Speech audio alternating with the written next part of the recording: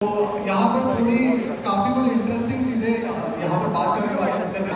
प्रसाद भाई, आजकल ना काफी सारे इवेंट्स हो रहे हैं मार्केट में।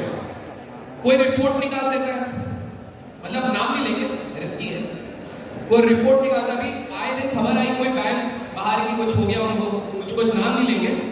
फिर एक कोई ग्रुप ऑफ स्टॉक्स है, उसमें कुछ होता रहता है। एक चीज बताइए, काफी सारे लोग यहाँ पर जो आए हैं वो इन चीजों से परेशान है कि नहीं है? यस और नो? तो काफी लोग परेशान हैं। तो तीन चीजें ऐसे बताइए, जब हम शेयर बाजार में आते हैं तो इक्विटी इन्वेस्टर्स को ध्यान रखना है इस तरह के इवेंट से बचने के लिए। काफी कंट्रोवर्शियल क्वेश्चन है, तो उससे पहले मैं थोड़ा सेफ्टी चेक कर लेता हूँ मेरी। आप में से कितने लोग हैं जो हिंडनबर्ग को सही मानते हैं? हाथ ऊपर करके बता दो। और आप में से कितने लोग हैं जो अदानी ग्रुप को सही मानते हैं? ठीक है, क्योंकि मेरे को सेफली पुणे भी जाना है, रास्ते में गायब होने वाले वैसे आप, ठीक है। तो मेरे हिसाब से जिस तरह के इंसिडेंट होते हैं, तो एक चीज़ है, मतलब जो देखिए कोई रिसर्च बनाए उसके बेसिस पे ओपिनियन बना, तो उससे बढ़िया ये है कि आप अपना खुद का एनालिसिस करो, ओपिनियन करो। तो सिंपल सी चीज़ मेरी है कि मैं नहीं मानता कि आप बहुत अपने में आपको जाना चाहिए किसी भी चीज़ में। सिंपल सी चीज़ें देखते हैं, उससे भी आइडिया आना चाहिए। जैसे कि कोई भी कंपनी है, उसका ग्रोथ रेट अगर 20% का है, या मान लीजिए उसका पी है 20 का, तो मैं एक्सपेक्ट करूँगा कि कम से कम कंपनी ग्रोथ 15% का मुझे दे देगी। ये मेरा सिंपल सा एक्सपेक्टेशन है। लेकिन अगर कोई कंपनी 100 का पी मांग रही है, तो मैं 80 का पी एक्सपेक्ट करूँगा, 70-80 का, 200-300 मांग रही है, उस हिसाब से मैं ग्रोथ एक्सपेक्ट करूँगा। तो जनरली जो पी ज़्यादा है और ग्रोथ उस हिसाब से नहीं है, तो I think that is a clear cut indication की वैल्यूएशन बहुत ज़्यादा है। तो मैं तो उस हिसाब से कंपनी को, मतलब कोई भी कंपनी किसी भी सेक्टर की हो, मैं तो जनरली ऐसे देखता हूँ कि ग्रोथ अगर आप में है, मैं ज़्यादा पी देने के लिए रेडी हूँ, नहीं है तो नहीं रेडी हूँ। अभी कुछ कंपनी जैसे अदानी ग्रुप की, जिनका ये ग्रोथ टू पी मुझे सही लगा। कुछ कंपनीज है जैसे एंटरप्राइजेस, जिसका मुझे थोड़ा ओवर वैल्यू लगा। तो वो डिपेंड करता है इस तरह से, अगर आप खुद का भी एनालिसिस करो और ग्रोथ को पी से भी कंपेयर करो, तो यू गेट फेयर आइडिया कि मेरा एनालिसिस क्या कहता है, मेरी एक्सपेक्टेशन क्या है। और एक्सपेक्टेशन से मैं मतलब पार्ले जी 5 रुपये का है, तो आपका फोकस ये होना चाहिए कि मैं इसको या तो 4 में लूँ, 4.5 में लूँ, 5 या 5 से ऊपर लूँ। क्या बात है, क्या बात है। 5 रुपये का पार्ले जी मुझे 10 रुपये में मिल रहा है, क्योंकि लोग उसे खरीद रहे हैं। फिर वो कल 11 का और 10 का है, तो मैं उसे खरीद लूँ। That is not good analogy. तो मैं तो यही कोशिश करता हूँ कि जितनी का चीज़ है उसको कम में ले लूँ। So that is what I focus on. क्या बात है, क्या बात है। इसी से एक सवाल ऋषभ जी के लिए आया है। ऋषभ जी, टैक्सेशन का समय करीब आ रहा है, काफी सारे इधर जो लोग बैठे हुए हैं उनके दिमाग में एक सवाल उठता है कि यार जब हम शेयर मार्केट के रिलेटेड टैक्सेशन की बात करें तो उसमें क्या क्या चीजें होती हैं। जैसे कि कुछ लोग ट्रेडिंग करते हैं, कुछ लोग निवेश करते हैं, कुछ लोग डेरिवेटिव्स करते हैं। तो क्विकली अगर आप ब्रीफ कर सकें कि इसका टैक्सेशन सिस्टम कैसा है। ठीक है, तो इससे बेटर मैं अभिषेक भाई ये बता देता हूँ कि मार्च का समय खत्म होने वाला है। जो जी काम कर रहा है वो अभी नेक्स्ट 2-3 वीक में कर रहा है। तो 2-3 ऐसे तरीके बता रहा हूँ जो सारे इन्वेस्टर्स को, ट्रेडर्स को जनरली पता होनी चाहिए बिफोर मार्च एंड। तो सबसे पहला जो तरीका है उसे बोला जाता है कैपिटल गेन हार्वेस्टिंग। तो आपको ये पता है यहाँ पे लॉन्ग टर्म कैपिटल गेन लगता है, राइट? इन्वेस्टिंग वाले लोग भी यहाँ पे लॉन्ग टर्म कैपिटल गेन लगता है, पता है। उसमें एक लिमिट है जिसे बोला जाता है 1 लाख रुपए तक का आपका कैपिटल गेन, उस पर टैक्स नहीं लगेगा। अब मुझे एक बात बताओ, यहाँ पे ऐसे कितने लोग हैं जो शेयर लेके बैठे हुए हैं बहुत सालों से, अभी नहीं बेचना है? ऐसे लोग भी हैं यहाँ पर, शाउट आउट प्लीज, जो शेयर लेके बैठ जाते हैं और लंबे समय तक होल्ड करते हैं। कोई नहीं है? कितने लोग होल्ड करके रहते हैं? अरे एक बार चिल्ला के बता दो यार। तो उन लोगों को मैं ये सजेस्ट करूंगा कि 1 लाख की उस लिमिट को हमें यूज करना है। तो इसके लिए बहुत सिंपल तरीका ये है, अगर आप इस कैपिटल गेन को हार्वेस्ट करना चाहते हैं तो अपने स्टॉक को, अगर आपके पास 1 लाख रुपए बैंक में पड़ा है, उतने रुपए का ही स्टॉक तुरंत खरीदिए और उतने ही रुपए के स्टॉक तुरंत बेच दीजिए। और मान लीजिए उसमें आपका 30,000 रुपए का कैपिटल गेन हो रहा है, तो कैपिटल गेन आपके अकाउंट में आ जाएगा। इस तरह से टोटल 1 लाख रुपए तक का आप कैपिटल गेन हर साल हार्वेस्ट कर सकते हैं। This is number 1। नंबर 2, यहाँ पे बहुत सारे ट्रेडर्स भी होंगे और ट्रेडिंग में इनिशियली अर्ली डेज में लॉसेस हो सकते हैं, लेकिन ज्यादातर बच्चों को ये पता नहीं होता है कि लॉस को आप आगे कैरी फॉरवर्ड कर सकते हो और अगले साल जो आपका प्रॉफिट होने वाला है, अगर आपने इस लॉस को इस साल बुक नहीं किया और उसका रिटर्न नहीं फाइल किया, तो अगले साल आप जो प्रॉफिट पे टैक्स दोगे और इस साल का लॉस हो गया वो लॉस हो गया। तो जो लोग कैपिटल गेन इस मार्केट में है और उनको ट्रेडिंग में लॉस हो रहा है या फिर लॉन्ग टर्म कैपिटल गेन में, शॉर्ट टर्म कैपिटल गेन में लॉस हो रहा है, तो अपना रिटर्न जरूर फाइल करें ताकि आप उस लॉस को अप टिल 8 इयर्स तक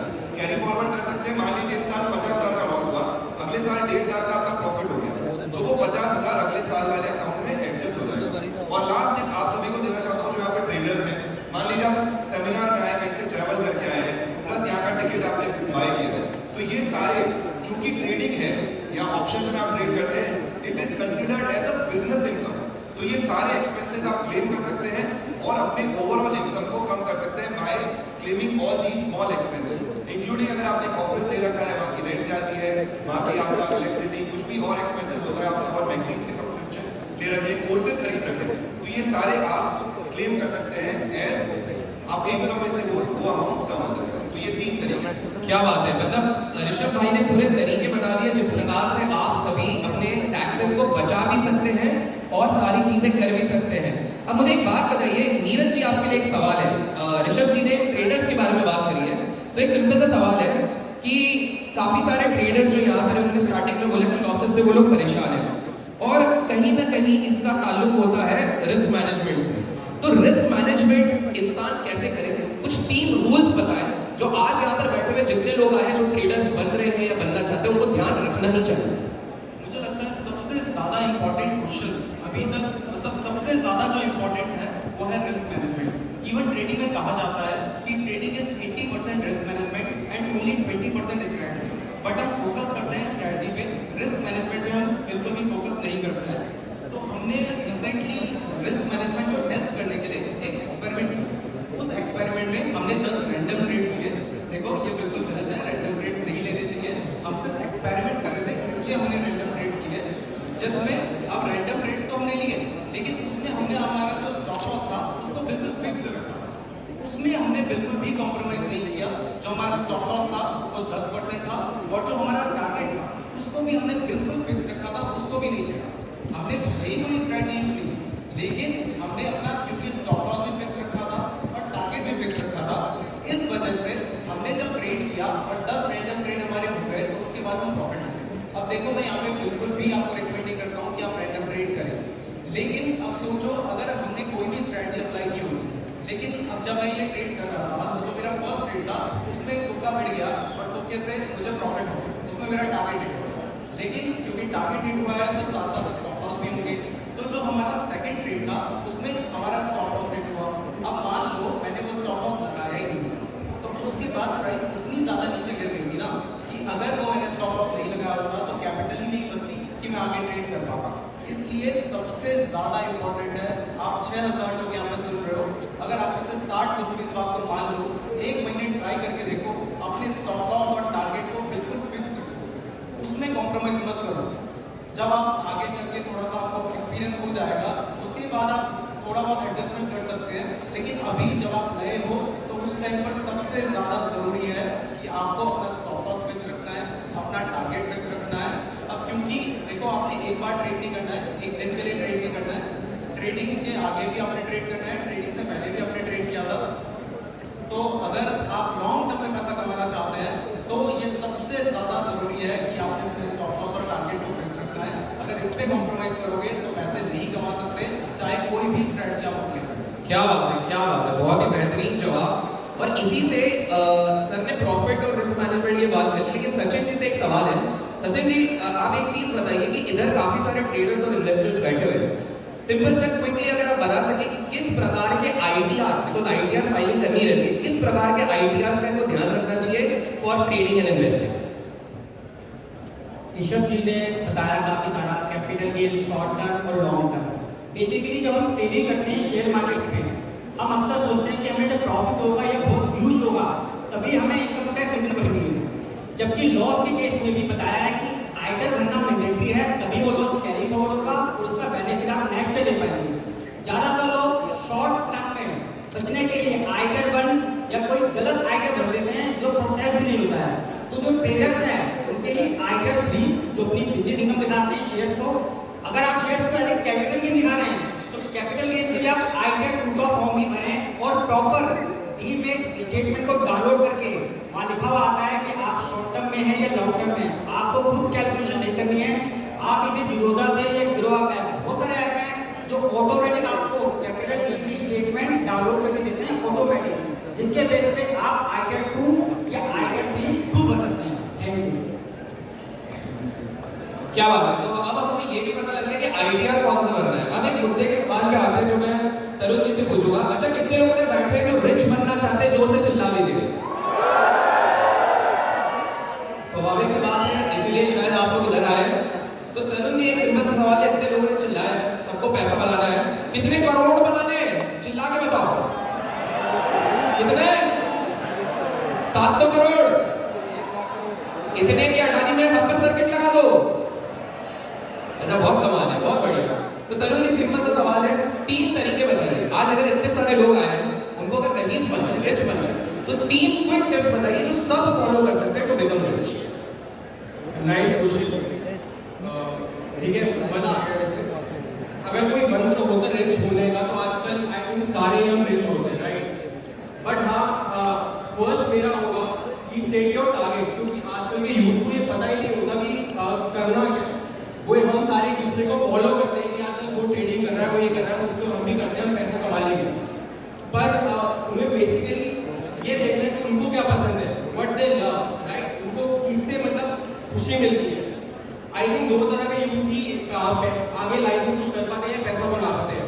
फर्स्ट होते हैं जिनको कॉलेज टाइम में चुल हो जाते हैं कि पैसा कमाना है और कुछ बनना है, रिलेशनशिप्स और ये तो चलो बाद में देखेंगे, जब पैसा आ जाएगा तो सब कुछ अपने पीछे पीछे सारे आ जाएंगे, राइट? और सेकंड होते हैं जिन्होंने हार्ड टाइम देखा होता अपनी लाइफ में, लाइक जिनके पेरेंट्स ने इतना हार्ड वर्क करा होता है और वो उन्होंने देखा है कि यार उनके फादर मतलब अपने शौक पूरे नहीं करते, जस्ट उनका शौक पूरे करने के लिए कमाते हैं। तो हाँ, वो उनके अंदर भी फीलिंग आ जाती है, कुछ करना है, मैं अपने टाइम पे हार्ड वर्क मतलब कुछ करके दिखाऊंगा। तो हाँ, फर्स्ट हो गया सेट योर टारगेट। फिर सेकंड आ जाता है डू हार्ड वर्क। अब आपने टारगेट तो सेट कर लिया, राइट? पर अब उस पर तुम्हें अपना बेस्ट देना है यार, उस पर अच्छे से काम करो, अपना फुल टाइम दो, इधर उधर ध्यान मत दो, अपना हार्ड वर्क करो बेस्ट वाला। और फिर उसके बाद थर्ड आता है पेशेंस।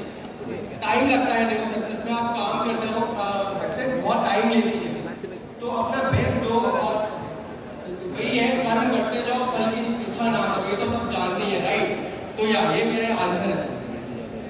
बहुत ही बेहतरीन तरीके से बताया। और गाइस, आप लोगों के इंस्पिरेशन के लिए बता दो कि यहाँ पर मैक्सिमम जितने स्पीकर्स बैठे हैं, जितने एजुकेटर्स बैठे हैं, वो भी काफ़ी हम्बल बैकग्राउंड से हैं। चाहे पुष्कर जी हो, चाहे विनीत जी हो, चाहे कोच BSR सर हो, चाहे वेश जी, उनकी पूरी फैमिली हो, गुंजन जी हो, या फिर इवन हमारे महात्मा जी की बात करें, इवन आशुतोष आया है, आशुतोष की बात करें, जितने घनश्याम जी, सुभाषीष जी,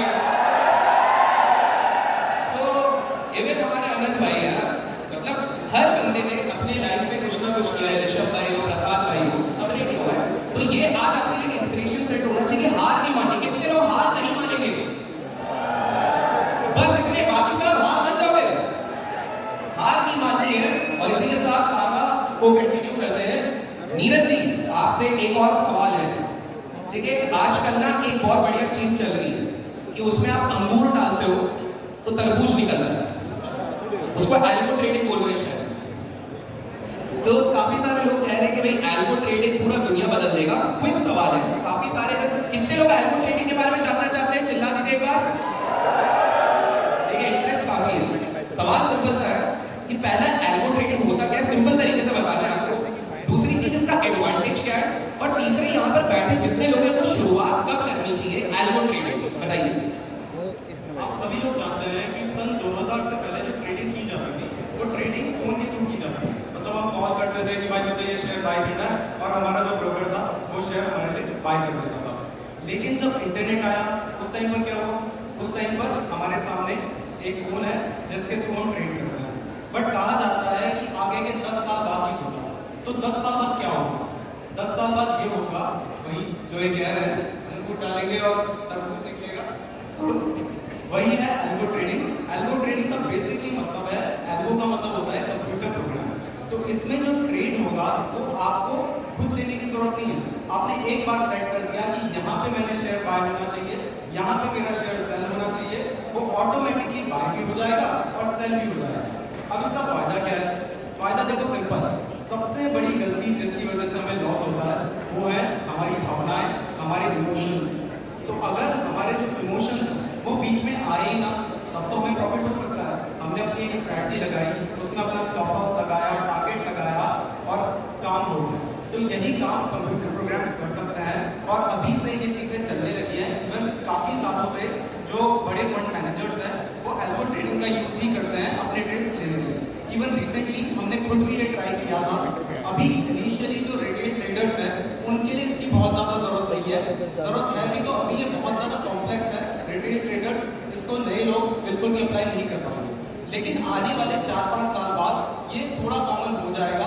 इवन अभी भी कुछ सॉफ्टवेयर्स हैं जिनके थ्रू ही किया जा सकता है। तो अगर आप 5 साल बाद की सोच रहे हो तो आपको थोड़ा बहुत सीखना जरूर शुरू कर देना चाहिए एल्गो ट्रेडिंग क्या होती है इसके बारे में। और आज मैंने आपको थोड़ा सा बता ही दिया है कि कंप्यूटर प्रोग्राम के थ्रू जब हम ये सेट कर देते हैं कि कहाँ पे बाय होना चाहिए, कहाँ पे सेल होना चाहिए, और वो कंप्यूटर प्रोग्राम खुद कर देता है, तो इसी को एल्गो ट्रेडिंग कहा जाता है। क्या बात है, क्या बात है, बहुत खूब, बहुत। प्रसाद जी, आपके लिए एक सवाल है। आजकल आए दिन हम सुर्खियों में सुन रहे हैं कि सोशल मीडिया में स्टॉक मैनिपुलेशन हो जाता है। मतलब ऐसा सुना है मैंने, पता नहीं होता है कि नहीं होता है। और स्टॉक्स में कमेंट होते हैं और वो ऊपर नीचे हो जा रहे हैं। फिर कुछ एक्टर एक्ट्रेस शायद हो जाते हैं इसमें। मुझे एक बात बताइए प्रसाद जी, आपसे एक सिंपल सा सवाल है। हम सबको भी रिस्पॉन्सिबल सोशल मीडिया इन्फ्लुएंसर लोग कहते हैं, तो अगर एक रिटेल में यहाँ पर बैठे हैं, वो किस प्रकार से चरम चीज़ों में बच सकते हैं कि यार हमें पता कैसे चले कि यार ये बंदा जो हमको किसी भी सोशल मीडिया प्लेटफॉर्म पे अगर बोल रहा है कि XYZ स्टॉक हमको लेना है, कि ये 25 पैसे का स्टॉक 21 दिन में डबल हो जाएगा, अगर इस तरह की चीज़ें बात करता है, तो हम किस प्रकार से इन चीज़ों से बच सकते हैं? जितने लोग ऊपर बैठे प्लीज़ गाइड कीजिए। आप में से कितने लोगों को पता है कि अरशद वारसी को स्टॉक मार्केट से बैन कर दिया गया है? मैं नाम नहीं ले रहा हूँ कंट्रोवर्सी बचाने के लिए, और ये सारे नाम ले रहे हैं। तो देखिए, मैं मानता हूँ कि यहाँ पे जितने भी लोग हैं, अगर जैसे कि ऊपर जो आरोप है, उन्होंने उनका एक ट्वीट था कि मैंने स्टॉक मार्केट से कुछ भी नहीं कमाया, मेरा सारा पैसा डूब गया। वहीं दूसरी ओर सेबी का जजमेंट आता है कि इन्होंने 60 लाख रुपए कमा लिए, इसलिए बैन कर रहे हैं। तो इन्होंने किया क्या कि एक कंपनी है साधना ब्रॉडकास्ट, साधना टीवी देखते होंगे आपके घर में, वही ब्रॉडकास्ट करती है वो। तो इनको 50 करोड़ की कंपनी है। अब 50 करोड़ की कंपनी, तो इसमें जो डेली ट्रेडिंग होती है वॉल्यूम, वो हार्डली 50-60 लाख रुपए का होता है, कभी कभार 1 करोड़ का।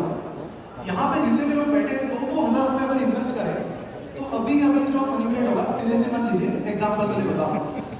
तो इसमें क्या है कि इन्होंने, कई सारे ऑपरेटर रहते हैं, 50-60 लाख रुपए उन्होंने डाल के स्टॉक प्राइस को बढ़ा दिया।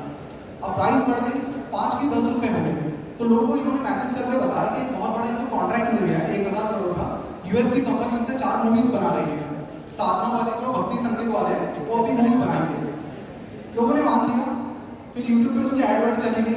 लोगों ने मान लिया कि हाँ यार बात तो सही कह रहा है, कि कहा मतलब मूवी में पैसा डाल देते हैं तो नहीं, कुछ तो डायरेक्टर नहीं बन पाए, तो इन्वेस्टिंग के जरिए डायरेक्टर बन जाते हैं। तो कई सारे लोगों ने फिर पैसा डाल दिया। इन्होंने प्राइस इस कंपनी का, ये प्रॉफिट भी नहीं है कंपनी, फाइनेंशियल 2021 में 11 लाख रुपये का इसका लॉस है। 22 की बात करो तो 18 लाख रुपये का इसका प्रॉफिट है। अब बताओ आप इसका वैल्यूएशन कितना किया इन्होंने? 50 करोड़ से इसको लेके गए ये 350 करोड़ पर। एक कंपनी जिसका प्रॉफिट कभी 20 लाख रुपए के ऊपर नहीं जा रहा है, इसको ये लेके आप भी निकालो 300 जा, ये तो मतलब हिंडन पक को तो इन पे भी करना चाहिए रिसर्च सही में।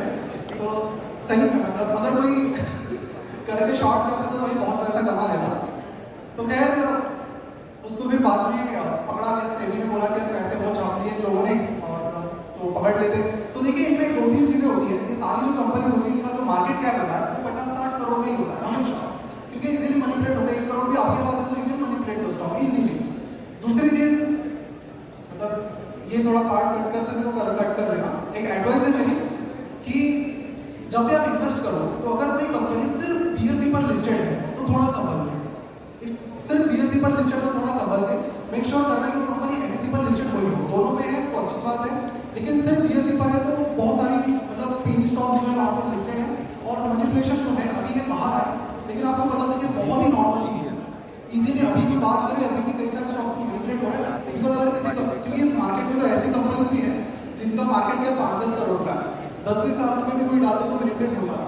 So that is not happening. तो इनसे छोटी मार्केट कैप और जो एक्सचेंज का मैंने बताया, तो 2 चीज़ें फॉलो करोगे तो, और फिर ये इनकी बातें मत सुनो यार कि किसी ने बोल दिया कि आप डायरेक्टर बन जाओ इनडायरेक्टली इन्वेस्ट करके, या फिर जो भी बातें बता रहे हैं, तो इतना ईजी नहीं होता पैसा कमाना। So thank you so much Prasad भाई, बहुत ही नॉन कॉन्ट्रोवर्शियल बातें आप बताते हैं, थैंक यू। अब ऋषभ भाई आपसे, देखो अच्छा नहीं लगेगा कि सारी कंट्रोवर्सी का श्रेय प्रसाद भाई ले जाए। ऋषभ भाई यार, ये स्टूडेंट्स को इन्वेस्टिंग कब शुरू करनी चाहिए? यार मेरा थोड़ा सा इसमें अलग ओपिनियन है। मुझे लगता है एक फुल टाइम स्टूडेंट के लिए इन्वेस्टिंग स्टूपिड है। मैथ्स प्रूव करती है इसे। मैं कई जगह कॉलेजेस में बात करना चाहता हूँ तो बच्चों से पूछता हूँ कि कौन कौन इन्वेस्टिंग करता है, तो सारे लोग हाथ खड़े कर देते हैं। लेकिन फिर मैं उनसे पूछता हूँ कि आप में से कितने लोग हैं जो महीने के 2-2.5 हज़ार रुपए ऑन एन एवरेज इन्वेस्ट कर रहे हैं, तो उसमें से 2-3 जने हाथ खड़े करते हैं। सबसे पहले तो मैं स्टूडेंट्स को बताता हूँ कि इनका नाम नोट करो, इनसे रोज पार्टी लिया करो, इनके बहुत पैसे, ठीक है। फिर जब गणित करते हैं कि 2-2.5 हज़ार रुपए महीने का इन्वेस्ट करके आप 3 साल में इन्वेस्ट कर लोगे तो कितना हो जाएगा? 90,000 रुपए आप इन्वेस्ट करोगे, 1,09,000 रुपए बन जाएंगे। उससे बढ़िया भैया थोड़ा पढ़ाई में ध्यान देते तो पहले महीने की सैलरी से ज्यादा हो गया। तो ये भूल के अपने गोवा की ट्रिप सेक्रीफाइस करके, अपनी गर्लफ्रेंड का डिनर सेक्रीफाइस करके 200-500 रुपए बचा के लगा रहे हैं। बट ऋषभ भाई, गोवा की ट्रिप हम सैक्रिफाइस नहीं करते, बनता 10 लोगों के साथ है, जाता कोई नहीं है। उनमें से वो 2-3 जने जरूर होते हैं, भाई पैसे नहीं है क्योंकि स्टॉक्स में लगा दिए। तो अगर आप एक फुल टाइम स्टूडेंट हो तो मैथ्स यही कहती है कि 2,000-5,000 रुपए आप अगर लगा भी दोगे स्टॉक मार्केट में, तो ये अंकुर की बात कर रहे थे, मैं ये बोलता हूँ कि अगर आप छोटे से अमाउंट पे 12 नहीं चलो 50% भी रिटर्न कमा लोगे। आपने 50,000 रुपए इन्वेस्ट कर रखा है, 3 साल में 50% रिटर्न आ गया, 60% आ गया, कितना हो जाएगा? तो फिर हम आपके से करोड़पति कैसे बनेंगे? सबसे पहले पैसा कमाना सीखो। There has to be alternate source of income, या there has to be a primary source of income. लोग क्या करते हैं, प्राइमरी सोर्स है नहीं, अपना side income, secondary source investing ढूंढने लग जाते हैं। पहले एक प्राइमरी सोर्स ऑफ इनकम बनाओ और उसके बाद बेझिझक इन्वेस्ट करो, उसको ट्रेड करो। लेकिन स्टूडेंट्स के लिए सबसे पहला और सबसे जरूरी काम है सीखना और अपने लिए प्राइमरी सोर्स ऑफ इनकम करना। कितने लोग एग्री करते हैं इस चीज से? एक बार चिल्ला के बताओ तो यार। तो ऋषभ भाई, आपकी थ्योरी अब मूव हो रही है, काफी लोग एग्री करते हैं लॉजिकल बातों से। तो अब हम एक बार चलते हैं वापस तरुण जी के पास। तरुण जी, एक सिंपल सा सवाल है, आपने रिच कैसे होना ये तो बता दिया, अब रिच होने का ना एक तरीका होता है। मैं इंस्टाग्राम खोलता हूँ, आजकल 15 साल के बच्चे भी बता रहे पावर ऑफ कंपाउंडिंग, इन्फ्लेशन। 25 साल पहले अगर विप्रो में पैसे नहीं लगाए तो 700 करोड़ कैसे आएंगे? इस तरह के कहानी सुनी होगी। तो हर कहानी में एक मुद्दे की बात होती है, SIP। तो मुझे एक बात बताइए, SIP होता क्या है? SIP किनको करनी चाहिए, इसके एडवांटेज क्या है और क्या सही तरीका होता है SIP करने का जिसको हर कोई अप्लाई कर सकता है? जैसे ऋषभ भाई ने बताया कि स्टूडेंट्स को इन्वेस्ट नहीं करना चाहिए, but I think students monthly का 500 रुपये तो मिनिमम इन्वेस्ट कर सकते हैं यार। ये हो गई कॉन्ट्रोवर्सी। मतलब SIP नहीं कर रहे हैं, डायरेक्ट इन्वेस्टमेंट नहीं कर रहे हैं। SIP का मतलब क्या होता है? Systematic investment plan. उसमें आप म्यूचुअल फंड में एक 30-40 बकेट होती है इक्विटीज की, उसमें आप इन्वेस्ट कर रहे हो और वहाँ पे फंड मैनेजर आपके फंड मैनेज कर रहा है। तो आपको वो सरदर्दी भी नहीं है कि आप मेरे को आज स्टॉक बेचना है, मेरे को आज स्टॉक खरीदना है। आप महीने का 500 रुपये अगर डाल रहे हो, जैसे पुष्कर सर ने भी बताया था पावर ऑफ कंपाउंडिंग, उन्होंने SIP का स्टार्टिंग में एग्जाम्पल दिया था कि अगर आप 30 साल 20 साल वेट कर रहे हो तो आप करोड़ों रुपए बन रहे हैं।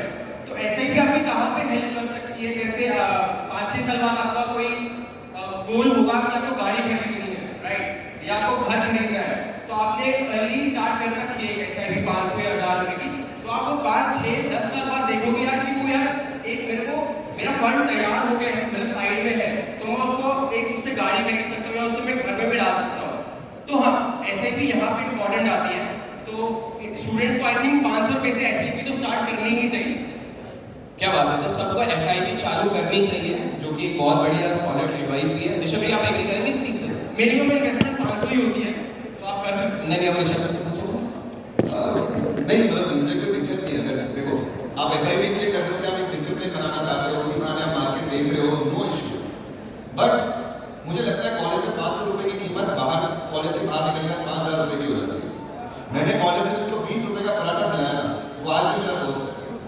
मैं आपको कहीं लेके जाके 5,000 की शैंपेन भी पिला दूंगा, अगले दिन बोलोगे कौन है भाई? तो आज की उम्र में ना कॉलेज में एक रुपया बहुत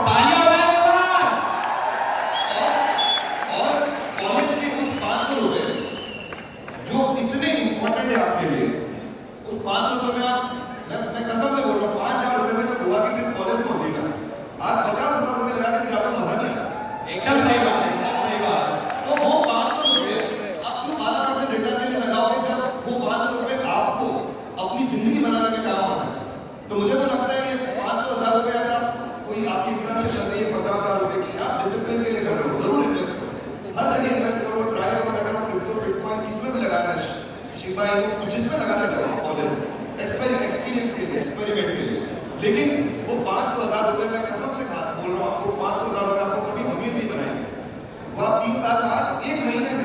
अच्छी नौकरी पाके 1 महीने में उससे ज्यादा इन्वेस्ट कर दोगे। ये मैं आपको बता दूं। क्या बात है, क्या बात है, क्या बात है।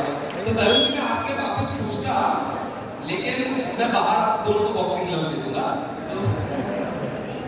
तो सचिन जी, आपसे एक सवाल है। ये थोड़ा स्टॉक मार्केट के बाहर था, इधर ना काफी सारे रईस लोग बैठे हुए हैं, ठीक है? रईस लोग मतलब अंधा पैसा जिनके पास है, जैसे आप। तो अभी क्या हो गया, पैसा बहुतों के पास है, और दो तीन नाम भी ले लेता हूँ, जैसे अनंत भाई हो गए, सुभाषिश भाई हो गए, घनश्याम भाई हो गए, और पुष्कराज भाई हो गए। अच्छा, बाकी लोगों के पास भी है अंधा पैसा। प्रसाद भाई भी स्विस पता नहीं क्यों जाते रहते बार बार। कंट्रोवर्सी करनी तो पूरी करो। तो अब मेरा ये सिंपल सा सवाल है, जनरल पूछ रहा हूँ मैं सबके लिए हिसाब से। आप में से कितने लोग 2-3 तरीका जनरल जानना चाहते हैं जिससे सैलरीड लोग टैक्स बचाना चाहते हैं? कितने लोग जानना चाहते हैं? सैलरी करने वाले जोर से चिल्लाओ यार, चिल्लाओ। तो सचिन जी, 2-3 तरीके बताइए सैलरीड लोग जिससे अपने टैक्सेस बचाना। देखिए, सैलरी में और बिजनेस में सबसे बड़ा डिफरेंस क्या है? बिजनेसमैन पूरे साल एंजॉय करता है, साल के आखिर में मन करता है टैक्स का, देता है तो ठीक, नहीं देता तो नहीं। सैलरी वाले का पहले टैक्स करता है, फिर सैलरी आती है, कुछ बचता है तो खा पाता है। फिर भी सैलरी के अंदर 2 बहुत बड़े ऑप्शन हमारे पास होते हैं जो हम हर कोई इग्नोर कर देते हैं। सबसे पहला हमारा मेडिकल एक्सपेंडिचर जो हम पेरेंट्स में खर्च करते हैं, 50,000 के अगर आप मेडिकल एक्सपेंडिचर खर्च करते हैं विदाउट कैश, वो आप अपनी सैलरी में से माइनस कर सकते हैं। दूसरा और इम्पोर्टेंट पार्ट एचआरए का है। अगर आप अपनी फैमिली में से किसी को एचआरए एक्चुअल में पे कर रहे हैं, रेंट पे कर रहे हैं और एग्रीमेंट है, तो आप फैमिली मेंबर को भी एचआरए पे करके उसकी डिडक्शन सैलरी से दे सकते हैं। प्रोवाइडिंग जो न्यू टैक्स डिजाइन है उसमें भी कम से कम 70 ऐसी डिडक्शन है जो न्यू टैक्स डिजाइन में भी हमें मिलती है, जिसका बेनिफिट हम ले सकते हैं। जो भी कई लोग ये कह रहे हैं कि न्यू टैक्स डिजाइन में किसी तरह की डिडक्शन नहीं मिलेगी, जबकि इनकम टैक्स के अंदर 70 ऐसी डिडक्शन है जो न्यू टैक्स डिजाइन में मिलेगी। यानी 7.5 लाख का टैक्स तो माफ है ही, साथ में 70 के साथ साथ आपकी 15 लाख तक की सैलरी माफ हो सकती है अगर हम वो डिडक्शन ले लेते हैं। Thank you. क्या बात है। तो मैं लास्ट एक सवाल सभी से पूछूंगा बिफोर वी रैप अप। शुरुआत करेंगे नीरज जी से, एक करके क्विकली अपन को 1-1 मिनट में बताना है। तो नीरज जी आपसे शुरू करेंगे, और एक ही सवाल सबसे है। अगर इधर बैठे, अच्छा मैं पहले लोगों से पूछ लेता हूँ, कितने लोगों को जल्दी से जल्दी 5 करोड़ रुपए कमाने, पहले चिल्ला दो यार। तो सवाल वही है, सबसे जल्दी 5 करोड़ का। अच्छा, बैंक लूटने मत कहना, और बैंक लूट के लंदन जाना मत बोलना। तो आप बताओ, सबसे जल्दी इधर इतने सारे लोग बैठे हैं, उनको 5 करोड़ रुपए कमाने, तो आपकी क्या टिप होगी? 1 मिनट के अंदर बताना है। तो देखो, अगर आपको 5 करोड़ रुपए कमाना है तो सबसे पहले स्टॉक मार्केट में एकदम से मत घुसना, क्योंकि स्टॉक मार्केट से पैसे कमाने के लिए भी ना आपको कहीं और से पैसे कमाने पड़ेंगे, क्योंकि तभी तो आप जाके इन्वेस्ट करोगे। तो सबसे पहले कोई एक बिजनेस देखो या कोई भी ऐसा तरीका जहां से आपके पास एक रेगुलर सोर्स ऑफ इनकम आने लगे, उसके बाद इन्वेस्ट करने की सोचो, तभी पैसा आएगा। ग्रेट। प्रसाद भाई, नॉन कॉन्ट्रोवर्शियल आंसर प्लीज। अच्छा, कॉन्ट्रोवर्शियल दे दो भैया। मतलब एक जैसे ऋषभ भाई ने बोला कि एक स्ट्रॉन्ग इनकम सोर्स हो, जहां से मतलब मैं जितने भी बड़े बड़े इन्वेस्टर्स देखता हूँ हु हैव मेड बिलियंस, मैं बिलियंस की बात नहीं कर रहा हूँ, बिलियंस की बात करो। वॉरेन बफेट ले लो, पीटर लिंच ले लो, या फिर वॉरेन बफेट के पार्टनर चार्ली मगर है। इंडिया में भी अगर देखते हैं बड़े बड़े प्लेयर्स, डॉली खन्ना है वगैरह, सो इनका एक बहुत स्ट्रॉन्ग इनकम सोर्स था। वॉरेन बफेट ने स्टॉक मार्केट से पैसा कमाने से पहले उनकी एक इन्वेस्टमेंट फर्म थी, वहां से पैसा कमा लिया पहले, फिर उसको फिर स्टॉक मार्केट में डाल के बहुत तेजी से बढ़ा लिया।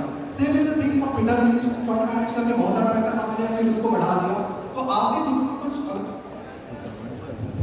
आप भी अगर पैसा कमा रहे तो पहले इनकम क्रिएट करो, जनरेट करो, और उसके बाद उसे तेजी से बढ़ाओ। बिकॉज जैसे कि बताएंगे 500,000 से जो भी आप कमाओगे वो शायद 10 साल बाद 1 करोड़ हो भी जाए, लेकिन इन्फ्लेशन के चलते वो 1 करोड़ की वैल्यू 20 साल बाद कितनी होगी आपको भी पता है।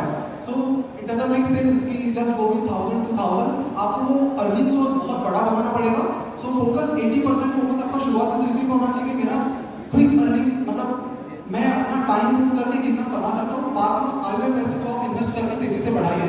So first focus on the primary income source, जहाँ से तेजी से आगे बढ़ा। तभी हम देखते हैं कि मतलब बड़े बड़े इन्वेस्टर्स भी हैं इंडिया में, तो उन्होंने बहुत स्ट्रॉन्ग ब्रोकरेज, किसी ने ब्रोकरेज फॉर्म से पैसा कमा लिया, अगर कागज ब्रदर्स की बात करें तो। So they have like very strong income sources, उसी पर ऋषभ भाई सेम क्वेश्चन, आपका 1/1000 कैसे कमाया? मैं ये जो पैसे वैसे की बात करता हूँ, तो सिर्फ एक लाइन बोलता हूँ मेरी, कि ये छोटी सी जिंदगी है, ये छोटी सी जिंदगी है, इसकी इतनी सी कहानी है, ये छोटी सी जिंदगी है, इसकी इतनी सी कहानी है, मंजिलों तक पहुंचना नहीं है, मंजिलें खुद बनानी है। और अगर मंजिल है बनानी तो डोंट इन्वेस्ट इन डैश। अब आपसे सेम सवाल है, 5 करोड़। मैं भी वही कहूँगा कि इस डायरेक्ट स्टॉक मार्केट में मत घुसो या ऐसा कुछ। सबके अपने सपने होते हैं, सबके अपने गोल होंगे। किसी का होगा स्टार्टअप शुरू करना है, किसी का होगा मुझे यहाँ बिग 4 में जॉब चाहिए, तो पहले वो करो, अपनी इनकम स्टार्ट करो, धीरे धीरे फिर इन्वेस्ट करो, एक्सपीरियंस लो, कहाँ पे मैं कहाँ से, फिर आपको ऑटोमेटिकली आ जाएगा, लोगों से मिलोगे कि यार ये ऐसे पैसा बनाता है, ये ऐसे पैसा बनाता है। तो हाँ, धीरे धीरे टाइम टेकिंग प्रोसेस है, तो एकदम से नहीं आता 5 करोड़, टाइम लगेगा और टाइम दो। और सर जी आपसे भी सेम सवाल, 5 करोड़ कमाना है। फर्स्ट ऑफ ऑल मैं बता दूं, इंडिया के अंदर ओनली 135 रिटर्न्स हैं जो फ्री आती हैं 5 करोड़ से ऊपर, 135 रिटर्न है। तो 5 करोड़ का जो सपना है, फिगर स्टार्ट होती है 0 से 1 2 3 4 5। किसी को डिग्री लेनी है तो पहले वो सीए के एग्जाम नहीं देगा, वो जाएगा पहले नर्सरी में सीखेगा काढ़ा। तो मानता हूँ कि हमें शुरुआत करनी चाहिए। 5 करोड़ फिगरें अगर 135 लोग भर रहे हैं तो वो हम भी भर सकते हैं, हम भी 135 लोगों में जरूर आएंगे, मेरा ही मानना है। Thank you. एक बात बोलूं मैं, यार मुझे ऐसा लगता है अगर 5 करोड़ दिल कमा लिए ना, फिर वो सब एक-एक रुपया तो आए है 5 करोड़ लोगों का दिल। क्या बात है, दोस्त में तो जोरदार शोर होना चाहिए यार। तो गाइस आई होप हमने छोटे से समय में क्या वैल्यू मिला कि नहीं मिला, बहुत सारा मिला कि नहीं मिला। तो मेरे हिसाब से आप सबने बहुत बढ़िया जस्टिफाई किया है, और मेरे तरफ से मैं केवल सभी लोग जो यहाँ पर आए हैं तो तहे दिल से धन्यवाद कहना चाहूँगा। आप लोग काफ़ी दूर से आए हैं, हो सकता है शायद हम इंडिविजुअली आप सभी से ना मिल पाए, लेकिन मैं जाते जाते पुष्कराज जी अगर यहाँ पर अवेलेबल हैं, पुष्कराज जी को एक बार मैं बुलाना चाहूँगा स्टेज पे, ताकि वो बता सके शायद पहले उनको ठीक लगा, कैसा लगा, क्या लगा, और एक फोटो भी मिला सकते। सबसे अमेजिंग, हर फील्ड से वर्सेटाइल नॉलेज आपको मिली है, ये बहुत इंपॉर्टेंट है। और मैं 100% एग्री करता हूँ मेरे ऋषभ भाई की बात से कि यार डेफिनेटली आपके पास एक प्राइमरी सोर्स ऑफ इनकम होना चाहिए। ये मत सोचिए 500,000 रुपये लगा के इसी से करोड़पति बनेंगे। जनरली अगर आप देखेंगे ज्यादातर लोग तो वो बिल्कुल सही बोल रहे हैं कि you should focus on what you are doing right now and then focus on कि जो एक्स्ट्रा पैसा बच रहा है उसे भी इन्वेस्ट करो। बट दूसरी एक और इम्पोर्टेंट चीज है, इन्वेस्टिंग की आदत आपको पैसा जोड़ना सिखाती है, वरना पैसा कभी बचेगा ही नहीं। तो आप एक ऐसा अमाउंट जो बहुत ज्यादा सिग्निफिकेंट नहीं है आपके लिए, वो ही सही बट शुरुआत जरूर कीजिए। एंड एक ग्रुप पिक्चर ले लेते हैं, उसके बाद एक अनाउंसमेंट है मेरे पास।